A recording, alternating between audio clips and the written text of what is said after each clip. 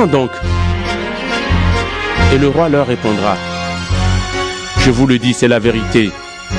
Chaque fois que vous n'avez rien fait pour l'un de ces plus petits, vous n'avez rien fait pour moi non plus. Et ils partiront pour recevoir une punition qui dure toujours. Mais ceux qui ont obéi à Dieu partiront pour recevoir la vie avec Dieu pour toujours. Chapitre 26. Quand Jésus a fini d'enseigner tout cela, il dit à ses disciples, vous le savez, dans 2 jours, c'est la fête de la Pâque.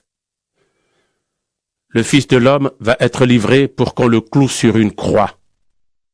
Alors, les chefs des prêtres et les anciens du peuple se réunissent dans le palais de Caïphe, le grand prêtre. Ils décident d'arrêter Jésus en secret et de le faire mourir. Ils disent, il ne faut pas l'arrêter pendant la fête, sinon le peuple va se révolter. Jésus est à Béthanie, dans la maison de Simon le lépreux. Alors, pendant le repas, une femme s'approche de lui avec un très beau vase plein d'un parfum très cher. Elle verse le parfum sur la tête de Jésus. Quand les disciples voient cela, ils ne sont pas contents du tout et ils disent, elle a gaspillé ce parfum. Pourquoi? On pouvait le vendre très cher et ensuite donner l'argent aux pauvres. Jésus entend cela et il dit, pourquoi est-ce que vous faites de la peine à cette femme? Ce qu'elle a fait pour moi est une bonne action. Vous aurez toujours des pauvres avec vous, mais moi, vous ne m'aurez pas toujours. Elle a mis du parfum sur mon corps. D'avance, elle m'a préparé pour la tombe. Je vous le dis, c'est la vérité. Partout où on annoncera cette bonne nouvelle, dans le monde entier, on racontera ce que cette femme a fait et on se souviendra d'elle.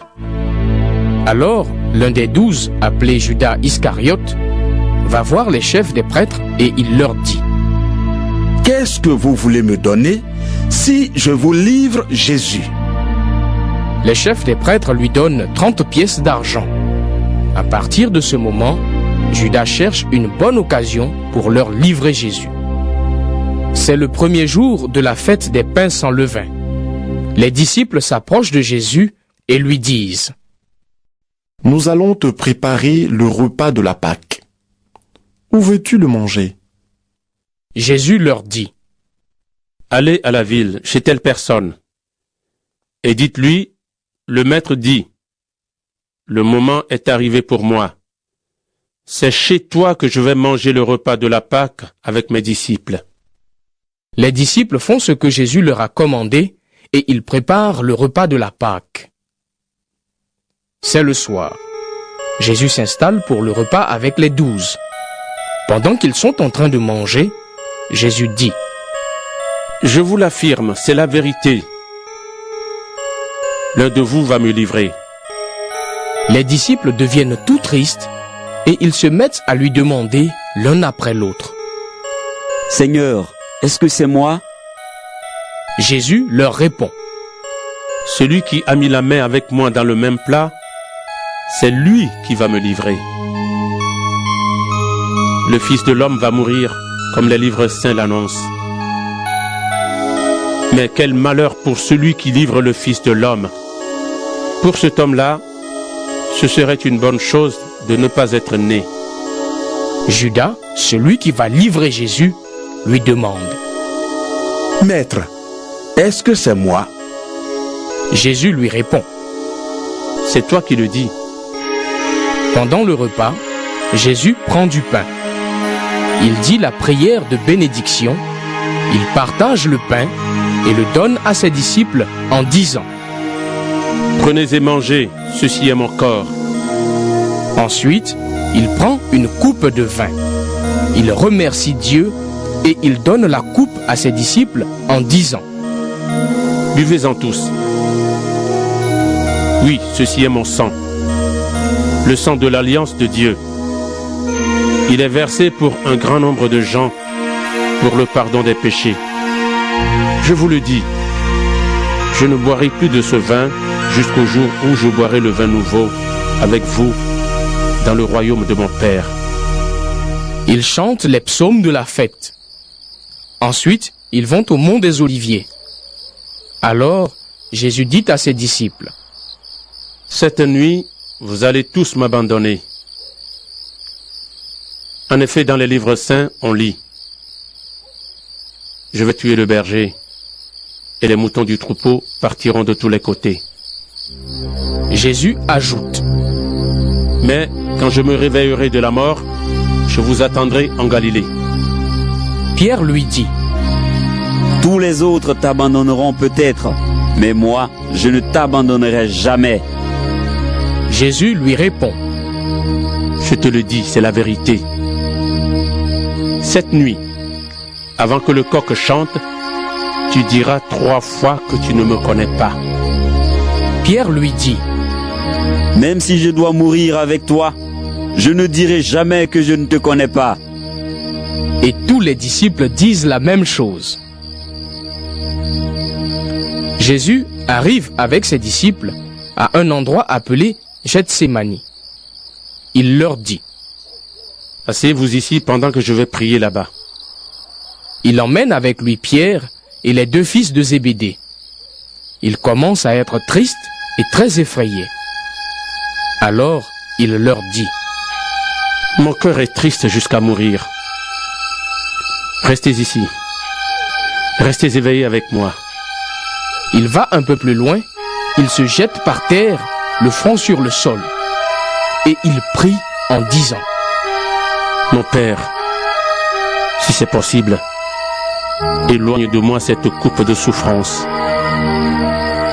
Pourtant, ne fais pas comme je veux, mais comme tu veux. » Jésus revient vers les 3 disciples et les trouve endormis.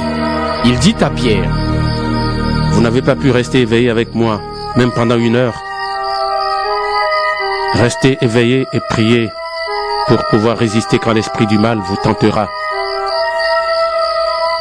Vous désirez faire le bien, mais vous n'avez pas la force de résister au mal. » Une deuxième fois, Jésus va plus loin et il prie en disant, « Mon Père, si tu ne peux pas éloigner cette coupe de moi, si je dois la boire, fais que j'obéisse à ta volonté. » Il revient encore vers les disciples et les trouve endormis. Ils ne peuvent pas garder les yeux ouverts. Jésus les quitte. Il s'éloigne encore. Et pour la 3e fois, il prie en disant les mêmes paroles.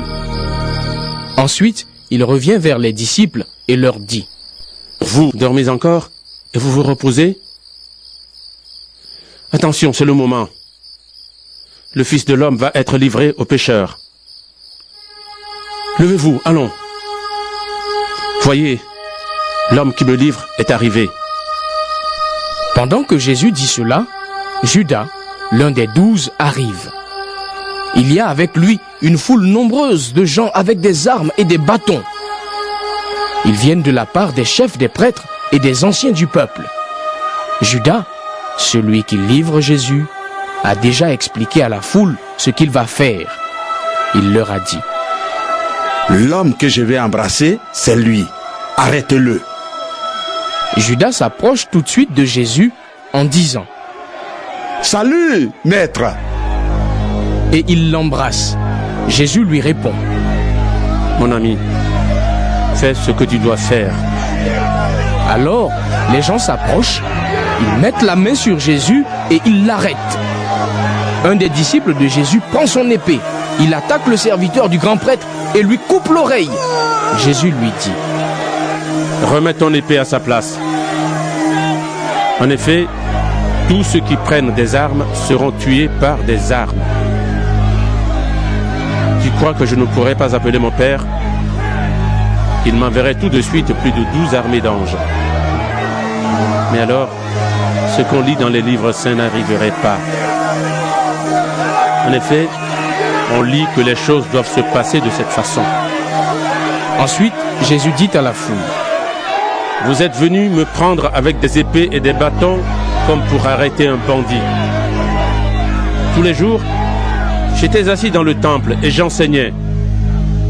Pourtant, vous ne m'avez pas arrêté. Mais dans les livres saints, les prophètes ont annoncé cela. C'est pourquoi toutes ces choses sont arrivées. Alors, tous les disciples abandonnent Jésus et ils partent en courant. Ceux qui ont arrêté Jésus l'emmènent chez Caïphe, le grand prêtre. Là, les maîtres de la loi et les anciens sont réunis. Pierre suit Jésus de loin, jusqu'à la cour de la maison du grand prêtre.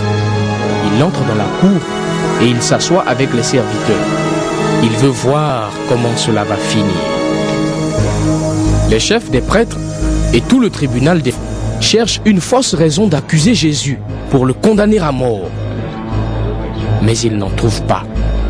Pourtant, beaucoup de faux témoins viennent dire des mensonges contre Jésus. À la fin, 2 hommes arrivent et ils disent: Cet homme a dit: je peux détruire le temple de Dieu et le reconstruire en 3 jours. Alors, le grand prêtre se lève et il dit à Jésus: Tu ne réponds rien? Qu'est-ce que ces gens disent contre toi? Mais Jésus se tait. Le grand prêtre lui dit: Au nom du Dieu vivant, je te demande de répondre. Est-ce que tu es le Messie, le Fils de Dieu? Jésus lui répond: C'est toi qui le dis. Mais je vous l'affirme, à partir de maintenant, vous verrez le Fils de l'homme assis à droite du Tout-Puissant. Il viendra sur les nuages du ciel. Alors le grand prêtre déchire ses vêtements et dit: Il a insulté Dieu. Nous n'avons plus besoin de témoins. Vous venez d'entendre l'insulte. Qu'est-ce que vous en pensez? Ils lui répondent: Il doit mourir! Il doit mourir! Il doit mourir! Alors il crache sur le visage de Jésus et il le frappe à coups de poing. D'autres lui donnent des gifles en disant: Messie, devine. Dis-nous qui t'a frappé. Pierre est assis dehors dans la cour. Une servante s'approche de lui et elle lui dit: Toi aussi, tu étais avec Jésus, cet homme de Galilée. Mais devant tout le monde, Pierre répond: Non, je ne sais pas ce que tu veux dire. Ensuite, il s'en va vers la porte de la cour. Une autre servante le voit et elle dit à ceux qui sont là: Celui-ci était avec Jésus de Nazareth. Encore une fois, Pierre répond: Non, je ne connais pas cet homme, je le jure. Un peu plus tard, ceux qui sont là s'approchent de Pierre et lui disent: Sûrement tu es un des disciples toi aussi. En effet, on le reconnaît à ta façon de parler. Alors, Pierre se met à dire: Que Dieu me punisse si je mens. Je ne connais pas cet homme, je le jure. Et au même moment, un coq chante. Pierre se souvient que Jésus lui a dit: Avant que le coq chante, tu diras 3 fois que tu ne me connais pas. Pierre sort de la cour et il pleure beaucoup. Matthieu, chapitre 27. Le matin de bonne heure, les chefs des prêtres et les anciens du peuple décident tous ensemble de faire mourir Jésus. Ils le font attacher, ils l'emmènent et le livrent à Pilate, le gouverneur romain. Judas, celui qui a livré Jésus, voit qu'on l'a condamné. Alors, il regrette ce qu'il a fait et il va rendre les 30 pièces d'argent aux chefs des prêtres et aux anciens. Il leur dit: J'ai péché. J'ai livré un innocent à la mort. Ils lui répondent: Cela nous est égal.